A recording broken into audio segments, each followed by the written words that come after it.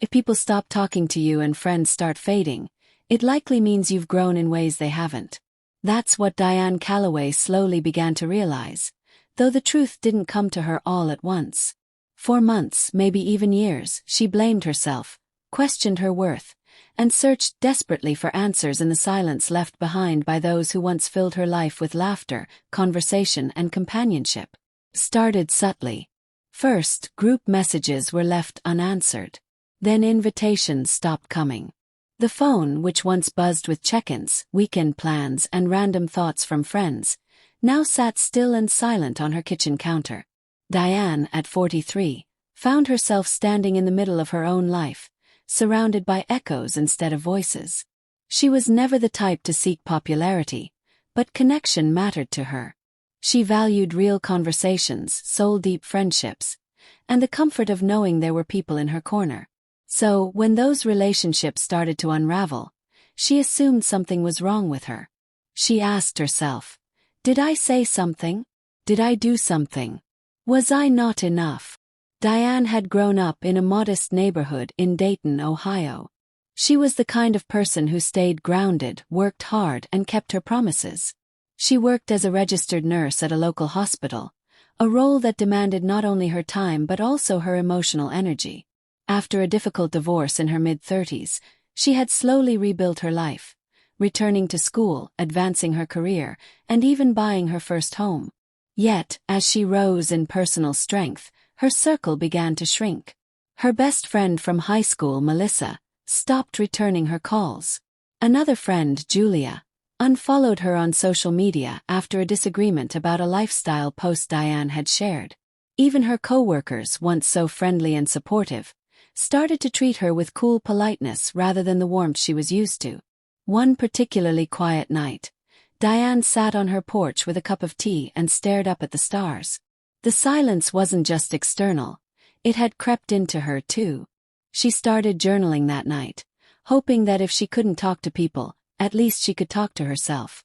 She wrote down the names of everyone who had drifted away, trying to understand what had gone wrong. But the longer the list grew, the more she began to notice a pattern, not of betrayal or drama, but of growth. She wasn't the same Diane from 10 years ago, or even 5. She no longer stayed up late gossiping or wasting time in places where she didn't feel inspired. She had replaced drinking on the weekends with sunrise hikes, parties with quiet books, and shallow conversations with moments of solitude. And that, she realized, was the truth that hurt but healed. She had changed. And not everyone was meant to walk the entire journey with her. In the weeks that followed, she leaned into this truth. She stopped chasing connections that no longer served her. She still loved her friends for who they had been to her, but she stopped grieving what they weren't anymore. Instead, she started seeking people who resonated with her current values.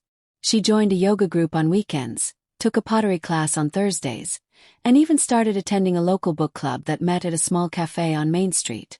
It was there that she met Jonah, a soft-spoken widower with kind eyes and a love for historical fiction. He too had experienced loss and loneliness. They started having coffee after meetings, then dinners, and eventually walks by the river. It wasn't romance at first, it was understanding. One evening, Diane shared with Jonah the pain she felt when her friends stopped talking to her. Jonah smiled gently and said, "That's what happens when your soul starts speaking louder than your social life. People who can't hear it tend to disappear." His words lingered with her. It wasn't that she had become unlovable. She had simply become aligned with herself, her purpose, and her peace. More months passed. Diane found herself surrounded by a new tribe, people who cheered her growth instead of feeling threatened by it. She realized that relationships should evolve with you, not hold you back. The more she embraced her journey, the more she understood that letting go isn't the same as losing. Sometimes it's gaining space for better things to come. Still, there were moments when old memories would resurface. She would think about Melissa and their beach trips, or about Julia and their long drives listening to music. And instead of bitterness, she felt gratitude. Those moments had mattered. They had helped shape who she was, even if the friendships had reached their natural end. Diane also began mentoring young nurses at her hospital. She became known not just for her clinical skill but for her calm presence and wisdom. One of her ments, a 26-year-old named Brittany, came to her one day, upset because her friends had started excluding her. "They say I'm too serious now," Brittany said. "That I don't party enough. That I've changed." Diane took her hand gently and said, "That's not a bad thing. Sometimes when you stop fitting into old places, it's because you're growing into new ones. Don't apologize for becoming who you were meant to be." That conversation echoed something Diane had needed to hear herself, once upon a time. By her mid-40s, Diane felt a sense of peace she never thought she'd find. Her life was quieter but fuller. She spent more time in nature, cooked new recipes, and hosted small dinners with the people who truly mattered. She no longer feared silence, instead she welcomed it like an old friend. Her relationship with Jonah deepened, too. They weren't in a rush. They didn't define their connection by labels, but by presence. They supported each other's dreams, gave each other space, and found joy in the simplest things: watching sunsets, attending open mics at the local library, and sharing books they loved. One day, Diane ran into Melissa at the grocery store. It had been over 3 years since they'd last spoken. At first, the conversation was awkward, just small talk and polite smiles. But as they stood in the frozen food aisle, Melissa looked at her and said, "You look happy, peaceful." Diane smiled. "I am." Melissa paused and said, "I guess we all went in different directions." And Diane replied, "That's okay. Not every path has to run side by side forever." They hugged and that was it. No need for dramatic explanations or rekindled promises. Just closure.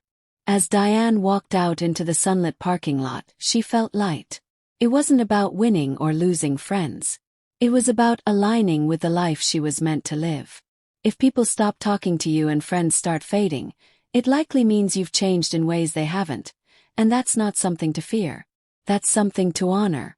Because growth is rarely comfortable, but it is always worth it. Diane no longer viewed fading friendships as failures. Instead, she saw them as seasons, beautiful, important, and sometimes temporary. And with each new season, she blossomed more into herself.